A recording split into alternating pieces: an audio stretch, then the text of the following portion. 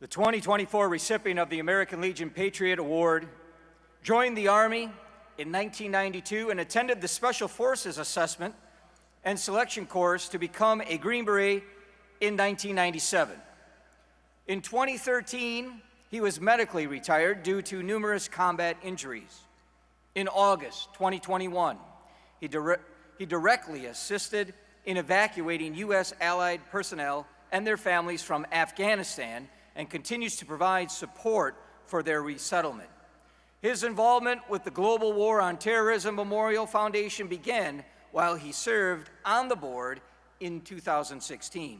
He is currently the president and CEO of this much-needed memorial.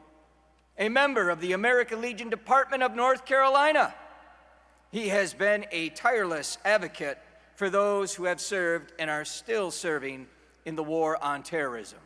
Ladies and gentlemen, it is my honor to present a 2024 American Legion Patriot Award to Michael Rod Rodriguez.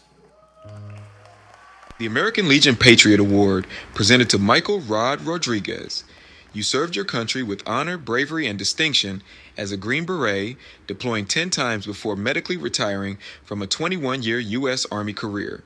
You continued to advocate for veterans as a member of the President George W. Bush Military Service Initiative and as a fellow of the Manhattan-based Explorers Club.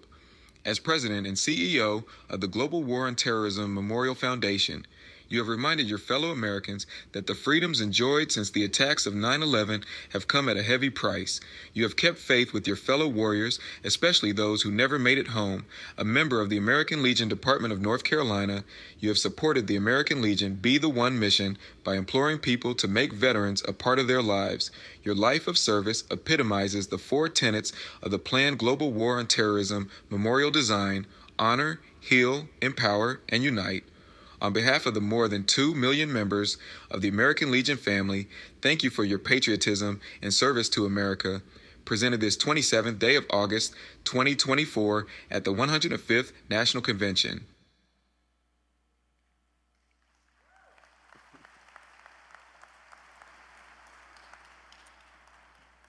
Gracias a Dios.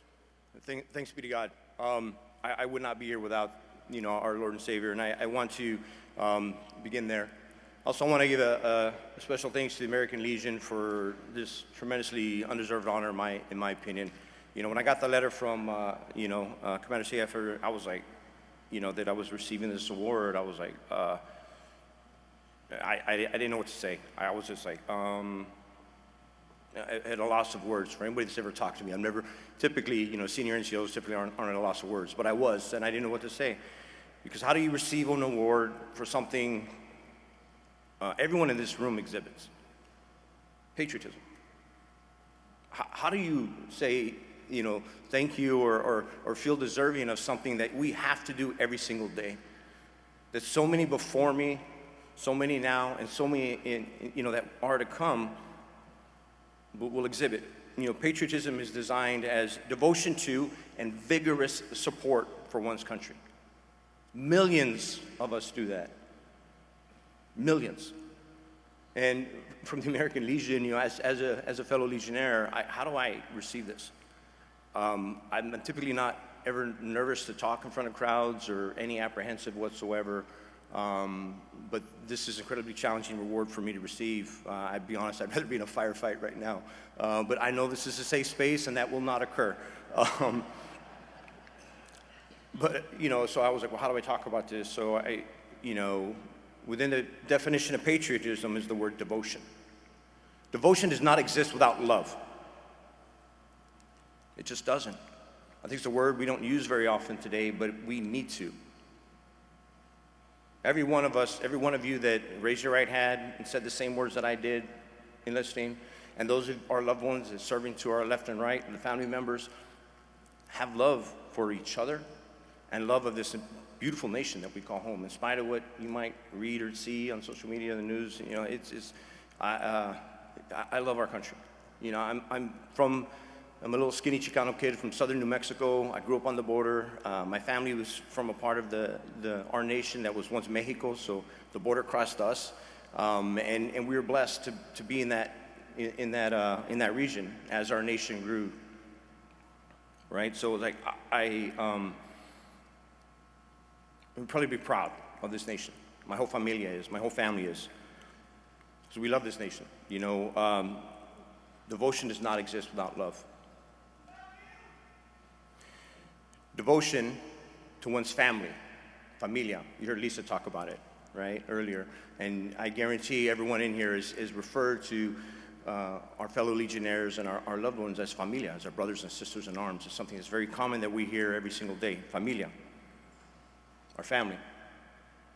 Devotion to each other is patriotism as well. You know, my devotion to serve our nation comes from my familia. My father served he was an artilleryman in the United States Army. He served during the Tet Offensive. My grandfathers served during World War II. All my great tios, all my great uncles served during World War II. No one in the familia it served, you know, to retirement. That's what they did. They went and served, and they came home, and then they served their community. They worked hard. I come from a laborer family, you know. We're proud of that, right? We work with our hands. There's nothing to be ashamed of. We grew up very modestly, very little, but as a young child, I looked to those men in my life, and their service and patriotism transcended and was even more than their service during wartime. And I would always ask them as a young, you know, pesky little kid, like, hey, what was war like, right? Because I used to play with the little army men from Kmart and stuff, and I wanted to know. And for those of us that have stepped into that arena, stepped into that sandbox, have experienced what a lot of us in this room have experienced, we don't talk about it, we don't glamorize it. It's not really worth it. What they did talk about were those that they served with to their left and right. And I come from a family of very incredibly stoic, you know, men. There's no emotion, very quiet, very reserved. They don't speak unless, you know, something needs to be added. Very respectful, traditional familia. But when they spoke about those that they served with, they spoke about them with reverence and love. And as a young child looking to these emotionless men, most of the time, I was like inspired because I was raised with the belief that success is defined by your familia, those that you serve with, and you should grow your familia, however that is. So I knew as little as I can remember, I wanted to serve. So I was blessed to serve this nation, and it was during my first deployment to Somalia in '93 when I realized the men and women that wear our nation's uniform, while we don't just hunt down bad guys, I will say we're incredibly good at it. No one's ever been as good at it as us, right? It just hasn't happened. We're really good at that, but we do more than that. You know, for those of you who remember Somalia, it was Operation Restore Hope, and I was as a young, dumb 18-year-old private, was like 7 months in the Army on my first deployment, probably the dumbest private in the Army to ever exist. I saw that, you know, we provide hope, safety, security. You know, we would take rice from Mogadishu and take it into Baidoa to the camps, and we would be met with the children. They don't have, the parents are dead.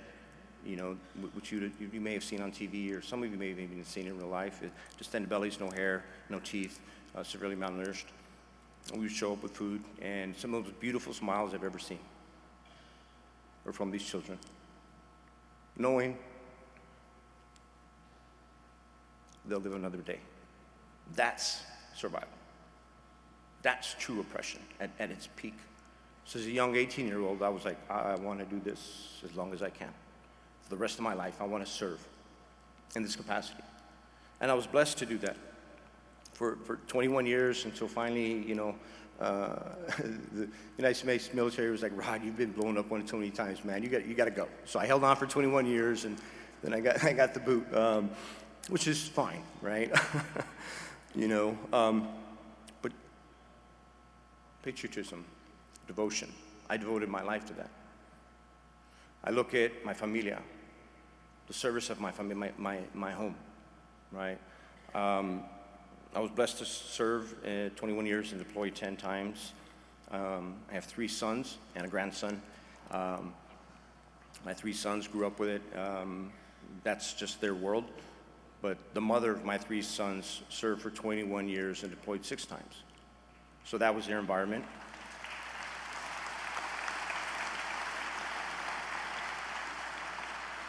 I'm incredibly proud of her service. I'm going to take a moment to recognize my hermanas, my sisters that wear the uniform more often than not. I think we need to talk about the service more. As a Special Forces Green Beret, no one ever questioned what I said. No one ever questioned my service. No one ever second-guessed anything I said. But Kelly, who has seen more combat than a lot of men I know, as a combat medic, isn't afforded that opportunity or respect. And he would drive me nuts. So that was the environment my sons grew up in. And, you know, my father served during the Tet Offensive, World War II. You heard me talk about my grandfathers and my tios, my great uncles. Well, apple trees make apples, right? So my son is currently serving the 82nd Airborne Division at Fort Bragg.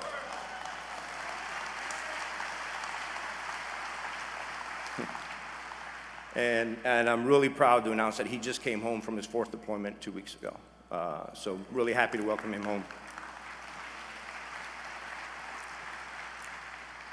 But I look at our familia, then I recognize all the other familias that are out there, and all the service and time away and sacrifices that we have done, and we need to talk about that more, right? It's patriotism, what? Which is another daunting reason and challenging reason for me to receive this award. This devotion takes it to the point where, for all of us that have served, you're willing to give your life for it. Absolutely. I was fortunate every time I got blown up or wounded, I was able to walk off the battlefield. You know, I like to joke, I'm like a roach, right? I just kept coming back, you know, couldn't quite get rid of me.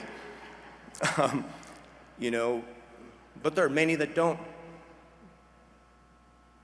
You know, just yesterday was the 3-year anniversary of the events during the withdrawal of Afghanistan, where we lost 13 service members at Abbey Gate. Little did I know that as I was assisting in operations to evacuate our Afghan allies, that one of those 13 I happened to have met. In 2019, I experienced the most difficult deployment of my life. I remember standing at Green Ramp at Fort Bragg, or Fort Liberty, excuse me. It's a hard thing to break, I'm gonna be honest. I was standing there, and I'm standing next to the mother of my monsters, you know, Kelly. She's still in uniform, was last year in service. She did 21 years. And we're watching our young 19-year-old son deploy to the Helmand province of Afghanistan. I'm sorry, it's 2018. The Helmand province of Afghanistan, a region I had deployed to twice, a region he had deployed to twice. That was the most difficult deployment in my life. Now, I sound like an insensitive spouse because I told you how many times Kelly deployed. But that was incredibly challenging. Never have we existed as a nation where our sons and daughters have watched their mothers and fathers go off to fight in a war only to serve in that same war. Because make no mistake, there are men and women still out there serving, fighting, and dying. We've lost 5 this year.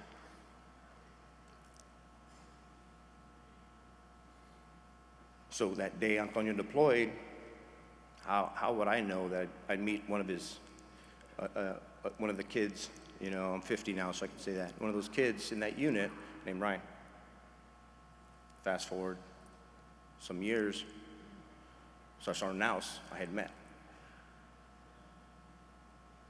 Touched my son, touched our whole familia, right? That's not anything you really want to share with your familia, but I'm proud to share a lot of the things that a lot of us share in this room, because within a familia, we have that support. We have that love.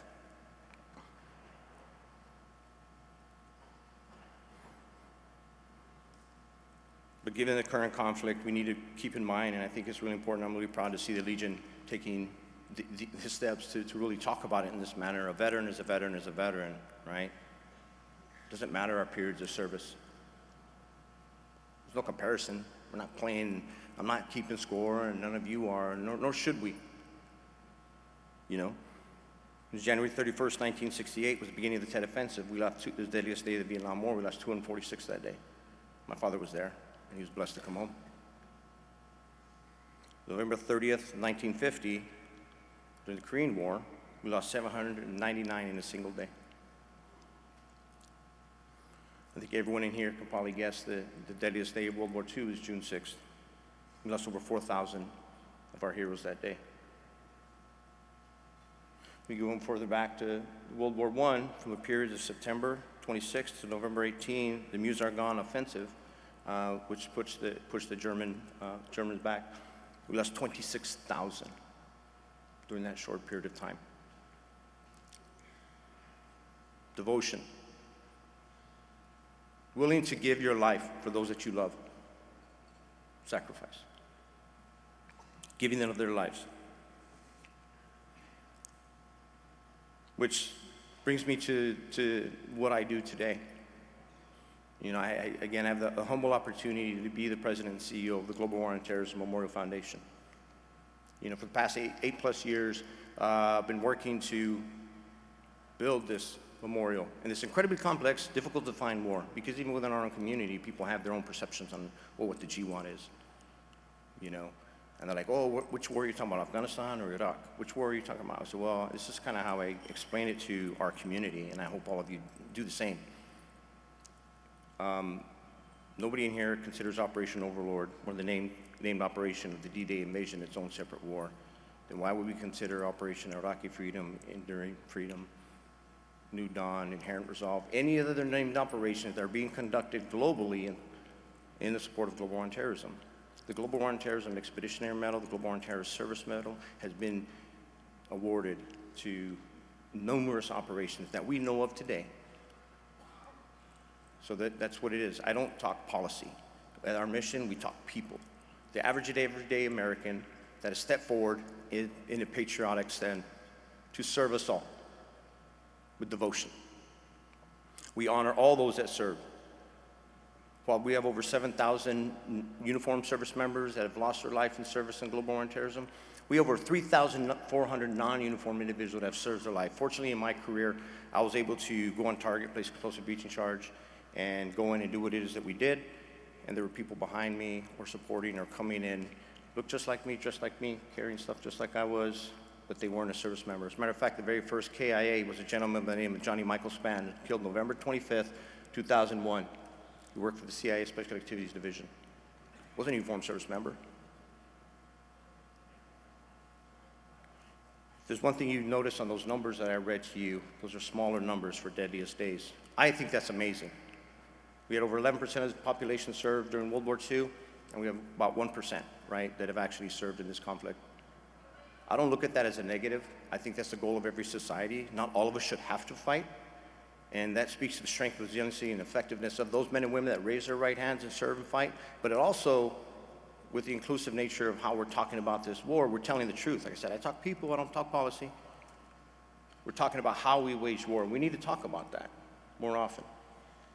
And I will make sure that this nation takes a knee for a moment and recognizes all those that have served. Those that have served and fought and come home. Our most sacred, cherished stakeholders are those that never came home in their familias. We're also talking about the service of the family. As you heard me mention, the most difficult deployment of my life was not one that I stepped foot on, that I would have loved to switch if I had the opportunity. We will heal as a nation. We're going to empower our veteran community and all those that have served to provide them the opportunity to tell these stories, to talk about this, and do that in our nation's capital, where the decisions are made to send our men and women forward. That's why I say I talk people, not policy. That's what I'm focused on. I'm a 501c3. I'm not the federal government. I work for all of you. Which again is incredibly challenging for me to accept this award. And our fourth tenet is unite. To remind all of you of the devotion every one of us has exhibited to every single other person. And a devotion, as I started with, does not exist without love, patriotism, devotion to, and vigorous support for one's country. The American Legion is doing that. You all are doing that, and I pray that all of you leave from this convention when it concludes here in a couple days and carry on that leadership, providing that purpose, direction, motivation, definition of leadership, to your local communities and serve in the patriotic manner that makes this country so great. So thank you very much. Gracias and Godspeed.